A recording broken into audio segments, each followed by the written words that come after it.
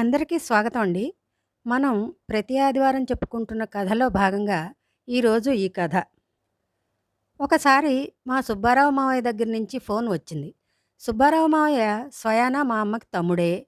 మావయ్యకి ఒక కూతురు, ఒక కొడుకు. కూతురికి 22 ఏళ్ళు రాగానే పెళ్లి చేయాలని నిశ్చయించాడు మావయ్య.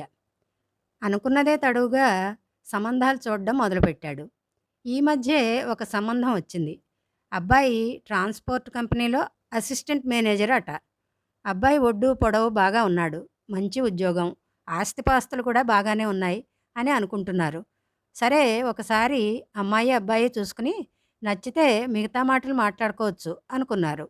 2 రోజుల్లో వస్తామని చెప్పారట అబ్బాయి వాళ్ళు. అందుకే ఆయనకి హడావిడిలో కాలు చెయ్యి ఆడక అక్క పక్కనే ఉంటే ధైర్యంగా ఉంటుందని అమ్మని రమ్మన్నాడు మావయ్య. అదే ఆ ఫోన్ సారాంశం.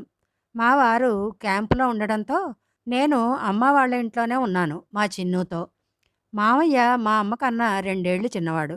కానీ అక్క అంటే చిన్నప్పటి నుంచి ఎంతో ప్రేమ. అక్క మాట అంటే ఎంతో గౌరవం ఉన్నాయి. అందుకనే ఇప్పటికీ మా అమ్మ ఏం చెప్పినా వింటాడు. అక్క ఉంటే ఆయనకి కొండంత ధైర్యం. ఆయన భార్య మా అత్త అయిన రమ కూడా ఆయన మీద ఉన్న గౌరవంతో ఆయన మాట జవదాటదు. అందుకని ఆవిడ కూడా వదిన గారి మాటకు ఎంతో విలువ ఇస్తుంది. మావయ్యతో పాటే ఉంటుంది మా అమ్మమ్మ కూడా. అందుకనే అడపా తడపా మా అమ్మ కూడా వెళ్ళి వాళ్ళకి అది ఇది అన్నీ చెప్పి వాళ్ళ అమ్మని చూసి వస్తూ ఉంటుంది. మావయ్య పెళ్లి చూపులకి రమ్మని చెప్పేసరికి అమ్మకి సంతోషం ఆగలేదు. నాకు ఇంట్లో పని ఉందని రాను అన్నాను నేను. వెంటనే నా కొడుకు చిన్నుగాడిని తీసుకుని వెళ్ళింది అమ్మ. పెళ్లి చూపుల్లో అబ్బాయి నచ్చాడు. అబ్బాయికి వాళ్ళకి అమ్మాయి నచ్చింది. మిగతా విషయాలు అన్నీ మాట్లాడుకున్నాక నిశ్చితార్థానికి ముహూర్తం పెట్టించుకుందాం అనుకున్నారు. అమ్మ మర్నాడు బయలుదేరి వచ్చేసింది. నిశ్చితార్థానికి ముహూర్తాలు కూడా పెట్టించారు. ఇంకో 10 రోజుల్లో నిశ్చితార్థం అని తెలిసి ఆ పనుల్లో పడిపోయారు మావయ్య వాళ్ళు. 2 రోజుల ముందే అమ్మని రమ్మని గోల. సరే వస్తాం అంది అమ్మ. 2 రోజుల తర్వాత మళ్ళీ ఫోన్ వచ్చింది మావయ్య దగ్గర నుంచి. అబ్బాయి వాళ్ళకి అంతకన్నా మంచి సంబంధం ఏదో దొరికిందట. మావయ్య వాళ్ళతో పెళ్లి క్యాన్సిల్ చేసుకున్నారు. అమ్మకి ఫోన్ చేసి చాలా బాధపడ్డాడు మావయ్య. అమ్మ ఊరుకోపెట్టింది. ఇది కాకపోతే ఇంకో మంచి సంబంధం వస్తుంది అని. ఇంకో వారం రోజులకి మావయ్య దగ్గర నుంచి మళ్ళీ ఫోన్ వచ్చింది. ఫోన్లో మావయ్య, అక్క ఎందుకక్క ఇలా జరుగుతుంది? నాకేదో భయంగా ఉంది. మొన్నేమో దాని పెళ్లి నిశ్చితార్థం దాకా వచ్చి ఆగిపోయింది. ఇప్పుడు నిన్నేమో అలా అమ్మ చీకట్లో చూసుకోకుండా బకెట్ తన్నేసింది. నువ్వు ఒకసారి రా అక్క అని అన్నాడు. ఫోన్ ఎత్తిన చిన్నుగాడు వెంటనే ఫోన్ పెట్టేసి, అమ్మా బామ్మ బాల్చి తన్నేసిందట. మీ మావయ్య అమ్మమ్మని రమ్మని అన్నాడు అని చెప్పేసి గబగబా బయటికి వెళ్ళిపోయాడు. ఆ వార్త విన్న అమ్మ శోకండాలు పెట్టేస్తోంది. అయ్యో అమ్మా, ఏమైందమ్మా మా అమ్మో అంటూ. అప్పుడే ఆఫీస్ నుంచి వచ్చిన నాన్న అమ్మ ఏడుస్తూ ఉంటే చూసి ఏమైంది అని అడిగారు. ఏమండి, మా అమ్మ నిన్న రాత్రే బాల్చి తన్నేసిందిట. ఇప్పుడు చెప్తున్నాడు మా తమ్ముడు నన్ను రమ్మని. తొందరగా పదండి వెళ్దాం అని కంగారు పెట్టేసింది. ఇప్పుడా? అసలు ఏమైందో నేను ఒకసారి మీ తమ్ముడికి ఫోన్ చేసి కనుక్కుంటా కదా అన్నారు నాన్నగారు. నాన్న మాట వింటే కదా అమ్మ. మా అమ్మ పోయి అసలే వాళ్ళు ఏడుస్తూ ఉంటే మీరు మళ్ళీ ఇప్పుడా అప్పుడా అంటూ ఫోన్లు చేస్తూ కూర్చుంటారా అని ఏడుస్తోంది.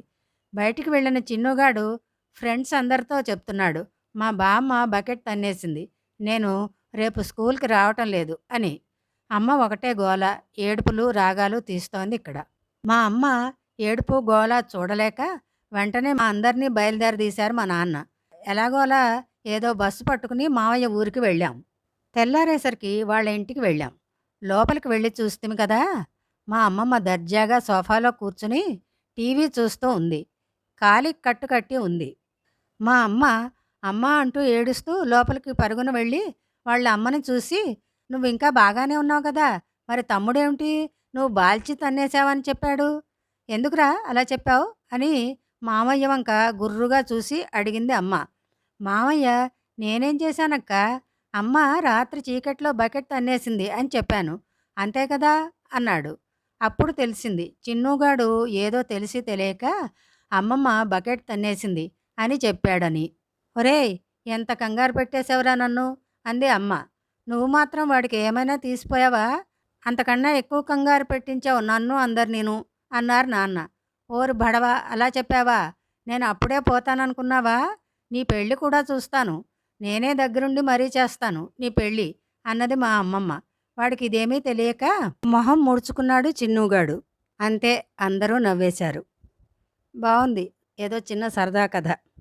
కొన్ని మాటలకి అర్థాలు ఇలాగే విపరీతంగా ఉంటాయి.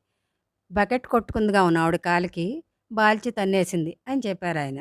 వెనక ముందు చూసుకోకుండా అక్కయ్య గారు హడావిడి చేశారు. సహజమేగా అది మరి. మళ్ళీ ఇంకో వీడియోతో త్వరలో కలుద్దాం.